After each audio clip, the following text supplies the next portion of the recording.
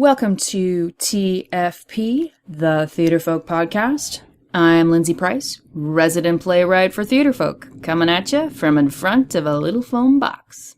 Hello. I hope you're well. Thanks for listening.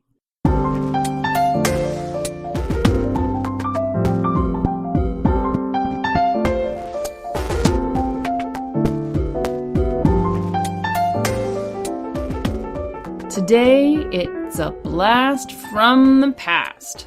Theatre Folk podcasting before there ever was a TFP. Episode 51. So, for the next 2 weeks, we're going to be opening the vault, as it were, to the Theatre Folk podcasting past. And this week is from the way past, way back, man. I'd like you to know that I just made double V signs in front of the microphone. So, both these interviews are over 5 years old. And why would we post interviews that are over 5 years old? Well, they both involve one-act plays of ours, and they both share interesting production experiences. They both talk about what it was like to perform these plays, one from a director's experience and one from a cast, actor's experience. And I know that for our customers, you, when you're looking at a play, you want to know just what it's like to read a play or see a play, but also you want to know the experiences of others that can help in how you visualize and how you take in the play. And so, the first interview is with Ruth Wareham, who directed a production of Emotional Baggage, and had quite the interesting, and I use that word with fully gritted teeth, adjudication experience.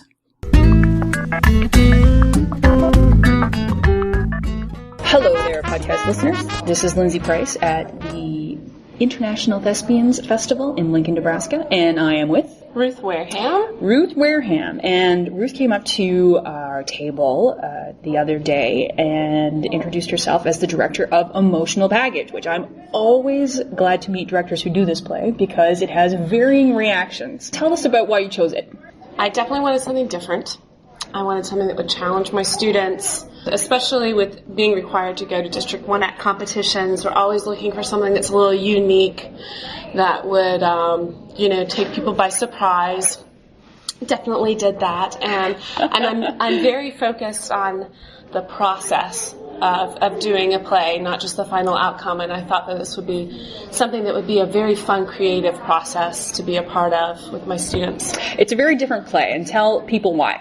Well, first of all, there's no dialogue, which makes it unique. The story is done through pantomime with the suggestion of use of music. When you saw the script for the first time, did it freak you out? Well, I had read a summary about it, so I knew what I was getting into. I definitely had to read it a few times. It's not something that's obvious that you can that's self-explanatory. When you have the dialogue there, it's, things just kind of pop into your head, obviously. So it was. I could tell it was something different. I wouldn't say I was scared. I was really actually.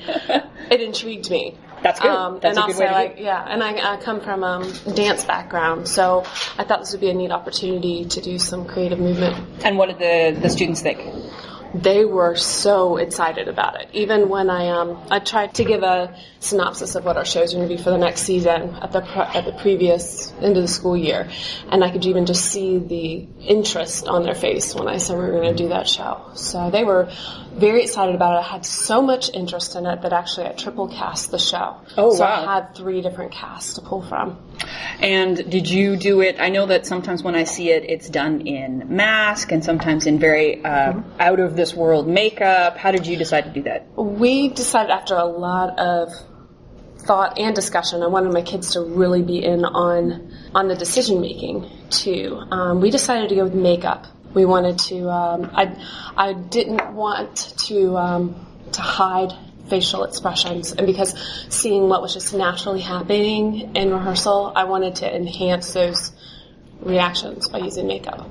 So you went to your district and you had let's say an interesting experience with your adjudicator. Right. What happened? Well, I'm glad that they always do an oral response critique, and then you get all of the written sheets. And I'm glad that the person that they chose to critique us in front of the audience loved the show. She was like, kudos to the cast and your director for taking a risk in doing this different production.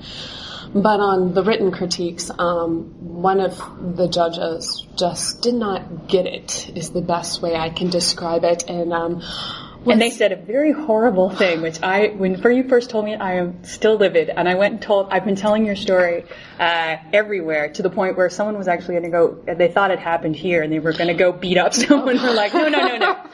What did they say? I can't remember exactly how they phrased it, but it was pretty much, I wondered why anyone would want to watch more than 5 minutes of this. That's coming, though, from a vocal coach.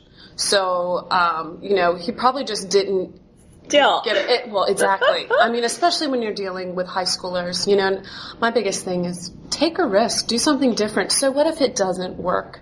We don't have to do Neil Simon like all the time. As much as I love Neil Simon, right. Maybe we don't have to do it like exactly. Maybe we don't have to have there's nothing wrong with those, but there's absolutely nothing wrong with going in a new direction and then saying how great it is that they, did it. Whether even if it wasn't a successful production, you have to go, wow, I can't believe you did that. Exactly. Yeah. We're always trying to tell our kids to take risks, but then when you get comments like that, that's what makes them start to put up a wall and not want to do it anymore. Exactly. But I think, all of us, students included, realized that he was just ignorant. Excellent. Well, I really want, when you came by, I really wanted to sort of have this little chat so that we can, put it on our website and have other people who do emotional baggage, of which there are many interested, and you are not the first person, not the first show to have had that reaction. Right. It's always amazing about how some people are just not willing to take a risk. So for any of those future directors out there, what do you say about doing this show? First of all, definitely do it. It's quite a learning experience. It's tons of fun. It's a great way to see a different side of performance from your students. It just really depends on whose eyes are watching, because we had people that came back to see the show because they loved it. And it's one of those things that's really left open for interpretation. Awesome. All right. So now on to the second interview, which is with playwright and director and teacher Billy Hauck. He is the author of A Box of Puppies, which is a poignant and funny collection of short plays and monologues about the insecurities and frailties of being a teenager. Oh, you should read it. It's, I think the monologue in there, One Beer Too Many, is really just so fantastic and so bittersweet. So I talked to Billy at the International Thespian Festival one year when he brought a couple of the plays in A Box of Puppies to festival. I talked to him and to his cast and what their experience was like performing the play and performing it at a big festival like the International Thespian Festival. It's a lovely exchange. Here you go. I am Lindsay Price, and I am here with the cast and director of A Box of Puppies. And so we have Billy. Billy, you have to say your last name because... Billy Hauck. Billy Hauck. And... Linnell Chavez. Linnell. Kelsey Kessler. Kelsey. Danielle Ames. Danielle. Very good. And you guys are doing Box of Puppies 4 plays, and you guys are doing 2, correct? Yes. So who is in which one? Who's in Constantly, Incessantly, All the Time? This is Danielle. Danielle is putting up her hand. So you're doing Constantly, Incessantly, All the Time. Yeah. And that means that you guys are in Diatom. Yeah. Very good. So let's talk first about Constantly, Incessantly, All the Time. What's that like? It's awesome. I don't know, it's kind of scary being 10 minutes of just yourself. It's nice because you have all the props, so it doesn't die down easily. No, you have. It's sort of like a clown car of. Yeah. Do you have the biggest? Billy, do you have the biggest knapsack of all time? Yes, I actually went out and got a knapsack just for this. Right. My daughter is going to Europe later this summer, so it's one of those, the big, American tourist backpack. Oh, that's really awesome. That I used in high school. No. Kids do carry huge backpacks. They've been carrying them since the dawn of time, I think. A lot of that play is based on just talking to kids and asking them what was in their backpack. But you know what? What's really interesting about that one, though, is what really caught me when I read it is there's that aspect of it. It's the clown car bag, but then there's that twist where the little thing comes up and it talks to the little bag, and then we have the twist, right, about what's actually in the little bag. And what's that moment like for you? Like, do you? Is it real? Is it something that happens, or is it? Can you relate to it? I can't relate to it because that's not you. So okay, so how do you play it? But I just kind of go into Ricky. What would she do? And she'd be like, "Oh no, my drug or my pills," you know, and not supposed to let anyone see him. And she takes it really, really seriously, even though it's like no one's just gonna come up and search you with all your stuff. Right, Billy. Where did that come from? That twist. Again, from talking to kids, there are an awful lot of kids on a lot of different prescription medications that are used to make them better students, and yet you're not allowed to bring them to school.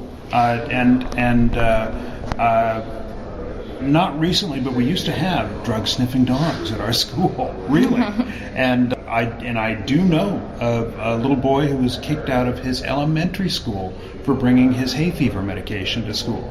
This is all, it's true stuff. And you, too, are doing Diatom. What's that like? Diatom is a little strange trip. No, it is so much fun. Yeah. I think it's really awesome. In the play, we're just two friends messing around, and I really like that. It's just really simple. How you think, oh, maybe it's about a Diatom, maybe it's about them, I don't know, playing superheroes or waiting at a bus stop, but it's really not. It's just about friendship. Have you guys read Waiting for Godot? Yes. It's sort of like a very I've always thought of it as a very lefty-turny version. It's got a Waiting for Godot teen feel to it, which I really love. What inspired you about Diatom, Billy? It's somewhere I read about these things, these diatoms that are they're living entities. Yep. They're these little one-celled beings, always growing and getting bigger, and they have these exoskeletons, but they're completely at the whim of what they're around. And so they're always being washed away or moved because they're so small. They don't have any control. And I thought, well, that's exactly like being a teenager. You're being moved around by your environment. You're not in control of it, and you develop an exoskeleton just to keep yourself safe. That's deep. From thank you. I love it. It's a great it's great compliments. So have you guys performed at International Thespians before? No. So what do you? These kids have never been to Thespians. No. You have never been here before? So did you go to Hairspray last night? Yes. And was that amazing? Yes. Spectacular. My first experience at Thespians, I came and I saw, and I'll never forget, it was a version of Pirates of Penzance where there was a life-sized boat that moved, that came on stage with 26 pirates on it, and it had cannons firing.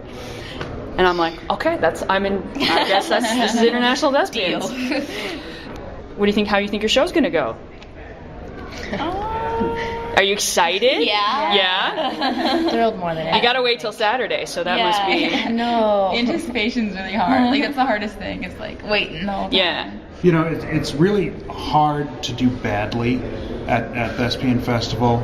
I suppose it would be bad if no one showed up to see it. But once the people show up, it's the best audience in the world because it's the only time you'll have an all-theater student audience. Very true. To see other theater students. And the nature of it is so supportive.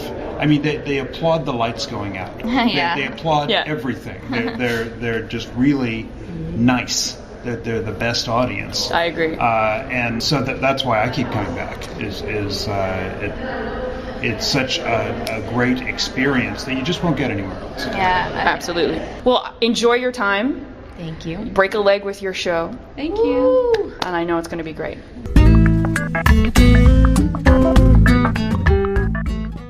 Now, before we go, let's do some Theater Folk news. We're messing with the podcast and trying things out, and so now we're going to have the news at the end of the podcast instead of the beginning. And I hope you're still around and listening.